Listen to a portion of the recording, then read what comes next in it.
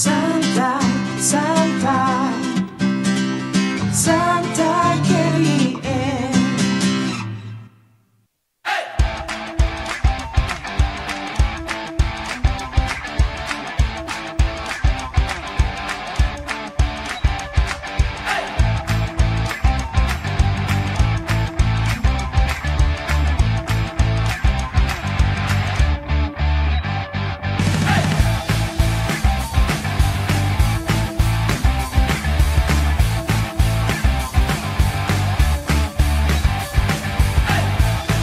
Santai KDN terbaik. Kami dari PDRM, Santai KDN terbaik. Santai KDN terbaik. Santai KDN terbaik. Santai KDN terbaik. Santai KDN terbaik. Santai, santai KDN. Assalamualaikum warahmatullahi wabarakatuh. Salam sejahtera, salam Malaysia Madani. Selamat datang sekali lagi ke podcast Santai KDN. Anda dengar kami bincang. Jadi hari ini kami bersama-sama dengan seorang yang tidak asing lagi di KDN, iaitu Ketua Pengarah Immigration Malaysia, Datuk Roslin Jusoh. Hari ini topik kita untuk podcast Santai KDN ini berkisar kepada satu isu ataupun program baru yang dilaksanakan oleh Jabatan Immigration Malaysia, iaitu program repatriasi migran. Jadi sebelum tu Datuk, kita nak tanya dulu tu, apa khabar Datuk? Sihat Datuk? Alhamdulillah sihat. Hari pertama puasa ni penat sikit lah. Daripada pukul 1 tadi dah mata tak boleh buka. Tapi Alhamdulillah masih selamat lagi lah. Jadi Datuk, sekarang ni kita tak payah panjang-panjang Datuk. Kita terus ke beberapa kesoalan berkenaan dengan program repatriasi migran ni. Jadi boleh Datuk kongsikan apakah yang dimaksudkan dengan program repatriasi migran yang sedang dilaksanakan sekarang? Okey, pertamanya saya ucap terima kasih pada saudara Zakuan dan juga tim Santai KDN. Ini podcast. Saya ucap tahniah pada KDN juga kerana inisiatif yang baik sebenarnya untuk kita sama-sama berkongsi ilmu lah, pengetahuan mengenai satu-satu program yang dilaksanakan oleh jabatan di bawah Kementerian Dalam Negeri. Untuk program repatriasi migran ni, kalau kita tahu bahasa lebih mudah lah, adalah kita menghantar mereka balik lah. Mereka balik secara sukarela ke negara asal mereka, merujuk kepada mereka yang dikenali sebagai parti lah, pengantar asing tanpa izin. Dengan arti kata lain, mereka ni kita tawarkan untuk bahasa lebih mudah, serah diri, hadir ke pejabat kita untuk melaksanakan proses-proses untuk mereka balik lah. Dengan bahasa lebih mudah lagi, kalau kita tengok kerajaan bersetuju untuk membenarkan mereka ni melalui proses yang berbeza daripada sebelum ni.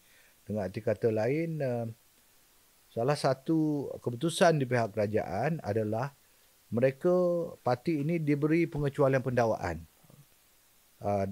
Sebaliknya mereka ditawarkan compound.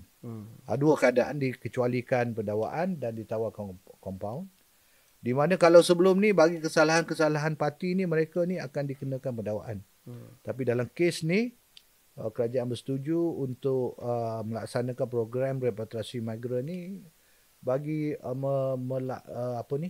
bagi membolehkan mereka yang berada di Malaysia dalam 3 kategori.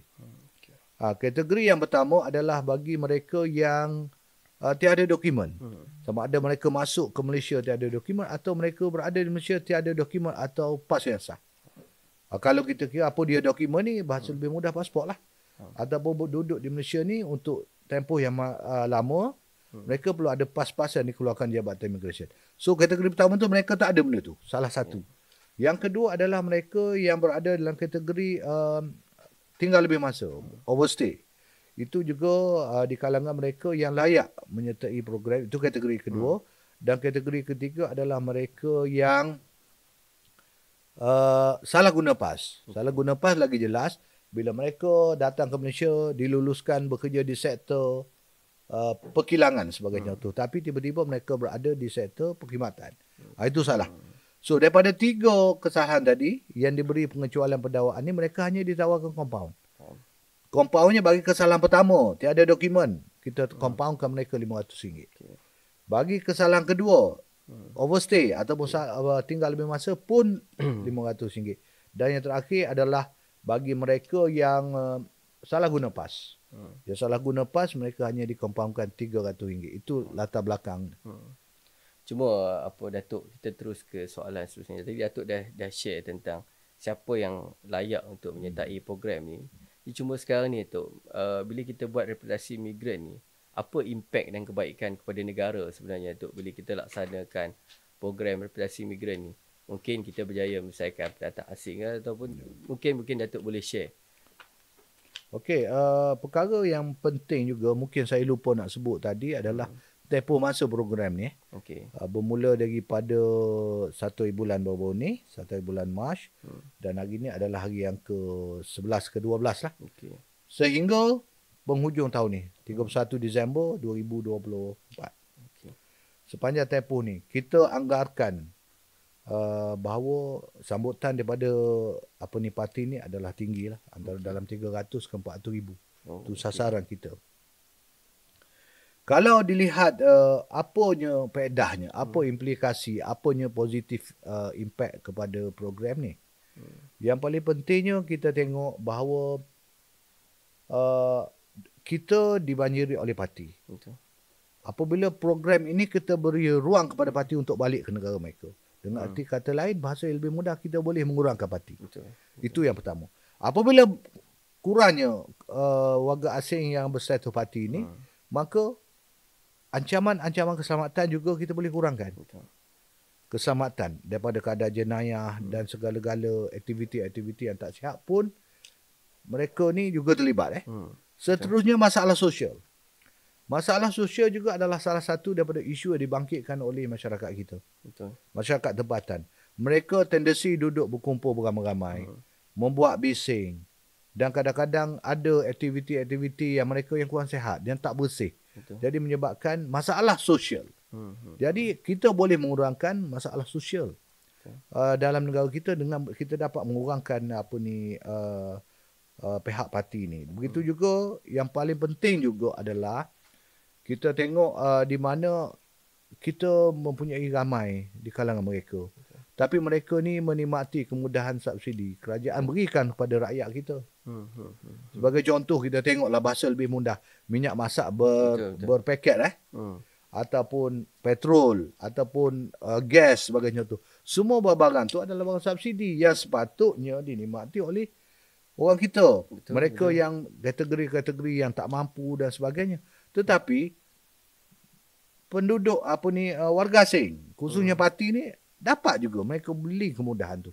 Jadi ketirisan hasil, ketirisan subsidi tu banyak juga jatuh kepada kepada mereka ni. Tak sepatutnya berlaku. Betul. Patutnya ini dinikmati oleh rakyat tempatan. Itu antara yang kita tengok 3 faktor utama lah. Kita kalau bercerita impact lain banyak lagi, tapi 3 faktor utama saya sentuh tadi. Okey, terima kasih Datuk. Khususnya Datuk, sekarang ni mungkin orang di luar sana nak tahu apakah cara yang immigration buat, langkah ataupun kita panggil sebagai langkah yang immigration buat untuk memastikan supaya program repatriasi migran ni berjalan dengan baik, pantas dan sebagainya. Dan Datuk mungkin boleh share figure terbaru, figure terkini dan mana daripada negara mana yang paling banyak sekali Datuk. Mungkin boleh kongsikan kepada pendengar kita sekarang tu. Okey, terima kasih Wan. Kita hari ni berada di hari yang ke-12 program ni. Walaupun hari 12, 2 hari cuti umum, 1 Ahad. Kita tak ada operasi ni. Kalau dengan bahasa lebih mudah 10 hari. Hari ni 10 hari kita telah mendapat pendaftaran 8,666 orang. Okey. Sehingga petang semalam. Sehingga malam semalam 8,666 orang. Mereka tu sudah datang hadir ke pejabat kita. Daripada jumlah tersebut, kita tengok siapa mereka ni adalah 6,239 adalah lelaki. Okey. Dan 2,093 orang wanita. Kita ada juga kanak-kanak lelaki 180 dan kanak-kanak perempuan 154. Ini adalah jumlah keseluruhan. Tetapi Kalau kita tengok siapa mereka ni, daripada mana. Okey. Dan jumlah yang terbesar adalah daripada Indonesia. Hmm. Kalau Indonesia sekarang kita ada 4,299, besar. Berbanding dengan yang kedua adalah daripada Bangladesh, hanya 1,262. Kalau perbandingan jumlah 4,200 hingga 1,200 tadi, jauh gap dia. Begitu juga kalau tengok seterusnya kita ada daripada India, Pakistan, Sri Lanka, Nepal dan sebagainya. Kalau ditanya juga apa sebab, program ni dibuat waktu yang tepat bagi saya. Lihat antaranya adalah kita baru bermula Ramadan pada hari ini. Dan bermula 1 Mac, kita dapati ini peluang untuk mereka kembali ke negara mereka untuk menyambut Ramadan dan juga Aidilfitri. Jadi mereka boleh peluang pulang dengan aman. Tiada kesusahan, kebimbangan mereka lagi. Sebab mereka boleh balik melalui proses ni dan mereka tidak takut berdepan dengan pendakwaan dan sebagainya. So kita bagi laluan untuk mereka mudahkan perjalanan. Dan daripada situ tadi saya nak menyentuh bagaimana kita buat proses ni, pendaftaran ni, kita buat proses ni. Yang pertamanya, mereka semua parti ni mereka boleh hadir di mana-mana 14 pejabat kita. Di seluruh Malaysia. 14 office. Termasuk Labuan, Sabah dan Sarawak belum lagi menyertai program ni. Tetapi Labuan dan juga seluruh pejabat JIM di Semenanjung terlibat. Yang kedua, mereka kena datang dengan dokumen perjalanan ataupun apa-apa dokumen yang dikeluarkan oleh kedutaan mereka. Betul. Sebagai contoh, mereka yang tak ada pasport. Mungkin dah pasport hilang dan mereka perlu ada sijil ataupun emergency certificate atau apa-apa dokumen perjalanan yang dikeluarkan oleh embassy mereka. 2. Yang ketiga, mereka perlu bawa tiket. Tiket tu, pulang tu, mestilah valid ataupun sah dalam tempoh 14 hari. Itu satu perkara. Jadi kita tengok bawa pasport, ada tiket pulang dan duit bayaran untuk compound juga mereka perlu bayar secara bukan cash cashless. Maknanya dengan kata lain, mereka kena ready duit tadi RM500 bagi kesalahan pertama dan kedua, iaitu overstay tiada dokumen, dan kesalahan tu salah guna pas sebanyak RM300. So mereka perlu bayar melalui cara cashless. Dan kita boleh bayar melalui kad kredit, debit maupun Touch and Go e-wallet. Dan apabila mereka sampai kita akan buat dokumentasi dan kita akan bagi mereka bayar. Setelah kita ambil dokumentasi, mereka akan diberi buat bayaran. Bayar ke kaunter kita. Lepas tu kita akan keluarkan check out memo. Check out memo ni penting bagi mereka untuk bila mereka untuk balik nanti mereka boleh tunjukkan check out memo tu adalah selai kertas saja. Jadi berapa lama tu daripada dapat check out memo tu sampai tu berapa lama? Hari pertama mereka datang itu bermulanya hari pertama 14 hari. Maknanya mereka hanya selepas keluar hari ini mereka hanya boleh berada di Malaysia sampai 14 bulan je. Mereka kena balik. Itu sebab saya kata tiket tadi perlu berada daripada tarikh 2 hari bulan sehingga 14. Kalau dia datang satu, tapi kita tak galakkan datang satu beli dua. Takut pada hari itu ada kerana queue panjang dan sebagainya. Eloknya bagi mereka datang ni belilah tiket seminggu kemudian. Janganlah beli datang ke gym hari ni esok terus nak balik ke negara mereka. Jadi tak sesuai. Jadi maknanya tiket dia perlu berada dalam 14 hari. Tiket tu valid 14 hari. Itu yang paling penting. Bila mereka balik sampai di airport kita akan semak check out memo dia adakah selari dengan tiket tadi. So mereka akan dilepaskan kembali ke negara mereka. Okey Tok, saya cuma nak bagi dia orang tahu Tok.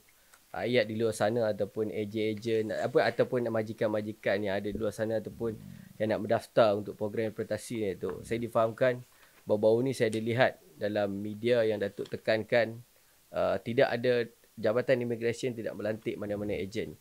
Dan yang kedua tu, saya pun difahamkan sekarang ni Immigration dah tukar. Sebelum ni boleh terus pergi dan sekarang ni kena buat sistem temu janji online. Mungkin Datuk boleh kongsikan pada pendengar kita tu. Okey, yang pertamanya kita belajar daripada beberapa pengalaman.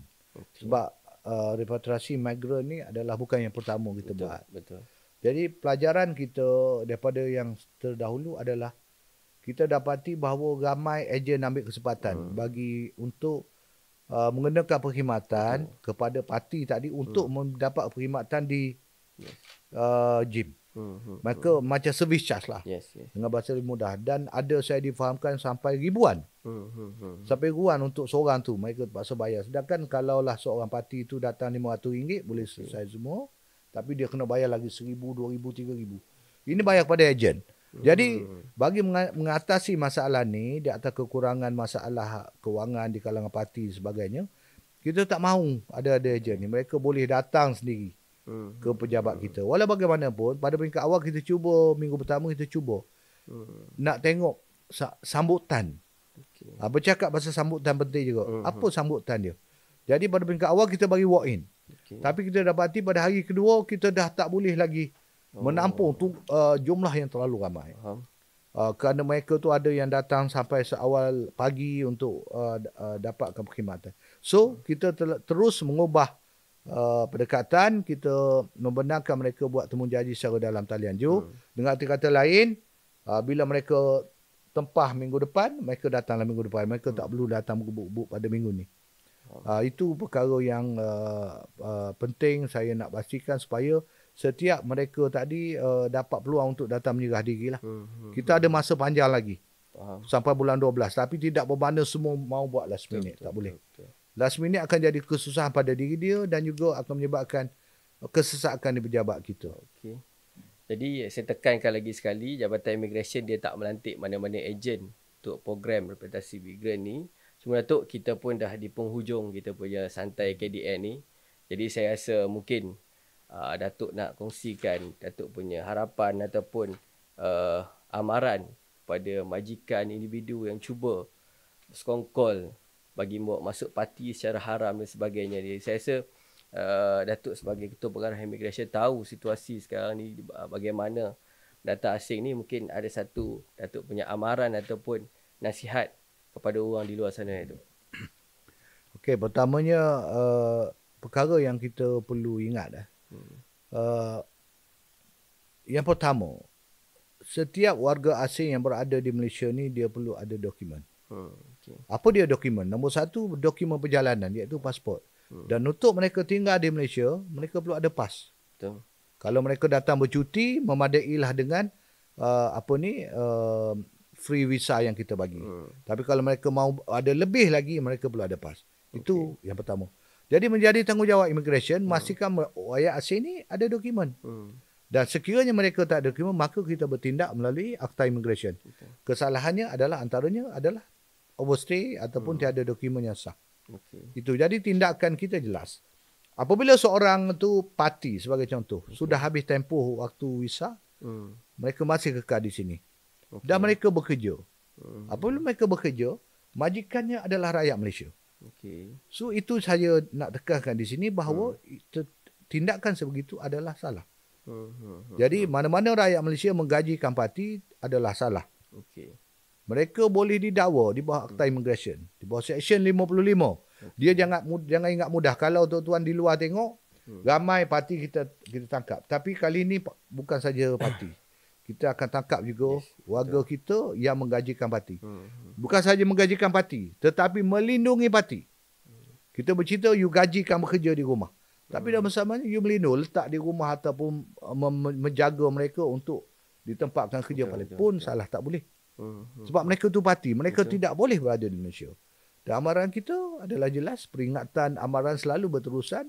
Nombor satu, pastikan kita tidak menggajikan parti. Pastikan warga asing yang bekerja dengan kita mempunyai dokumen perjalanan dan PAS yang sah. Dua perkara tu. Dan yang ketiga, yang terakhir adalah di luar sana juga kita banyak mendengar keluhan orang awam bahawa ramainya parti di situ, ramainya parti di sini. Kita buat semakan berterusan. Dan tidak semua di kalangan mereka adalah parti. Itu saya beritahu bahawa bila kita buat semakan pemeriksaan, majoriti daripada mereka lebih daripada hampir 10, lebih daripada 90%. Mereka ni adalah mempunyai dokumen perjalanan yang sah. Jadi ini perkara yang perlu kita selalu sedar bahawa dalam keadaan negara kita yang memerlukan tenaga asing, kita juga perlu menjadi tanggungjawab immigration untuk memastikan bahawa pengurusan warga asing ini berjalan dengan baik dan teratur berdasarkan peraturan dan juga Akta Immigration.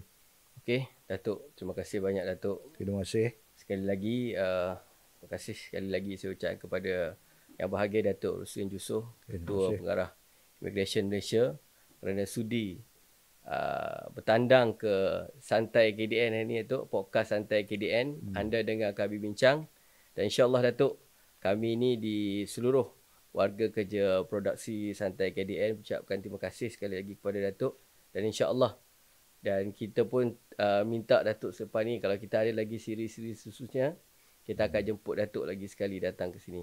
Jadi itu sahaja daripada saya dalam podcast Santai KDN ni. Jangan lupa untuk kongsikan Santai KDN ni dengan hashtag keselamatan tanggungjawab bersama. Sekian, terima kasih. Santai, Santai KDN.